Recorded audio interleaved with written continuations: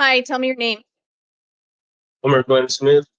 Mr. Smith, you are here today on charges of first-degree murder, armed robbery, aggravated robbery, theft of means of transportation, and arson of an occupied structure. You do have the right to remain silent on all of these charges. Anything you say can and will be used against you. You do have the right to an attorney in this matter. I'm appointing the Public Defender's Office to represent you, and you have counsel seated with you for purposes of the hearing here today. Had the opportunity to review information provided by pretrial services on this case. There was a warrant out of Pima County Justice Court that was issued for your arrest on these charges on December 27th for offenses that occurred on December 24th of 2024.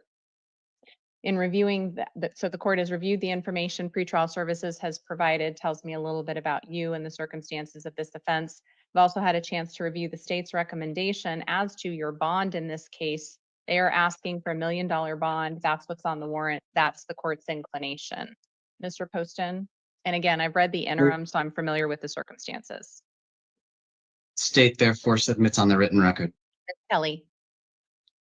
Your Honor, he has no prior felony convictions. He's a 2 on the FTA scale. At 19 years old, he's relatively young. He's lived in Tucson for 5 years and has ties to the community. He's currently employed as well as taking GED classes, and he's connected with behavioral health through La Frontera. I'd ask that you set the bond at $500,000. So I will note that pretrial services does say that he was arrested on December 10th for theft and burglary. He was released to pretrial on December 11th and has a preliminary hearing scheduled for December 31st. So there is that other case that is out there. I don't know how much of that may be connected to the current charges. So I'm just going to put that out there. I am going to hold Mr. Smith today on a $1 million cash bond. If you are able to post that $1 million cash bond, then you would be released to pretrial services. If you do get released to pretrial, you're to participate in any monitoring or treatment they direct. Do not possess or consume any alcohol or illegal drugs, and you can't have any firearms.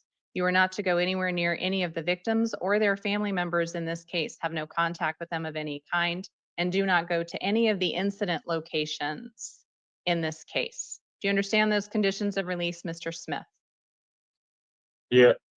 Your next hearing is going to be January 10th, 2025 at 1:30 in the afternoon. That's a preliminary hearing. That court date may or may not occur, but you will be responsible for showing up at all future court dates.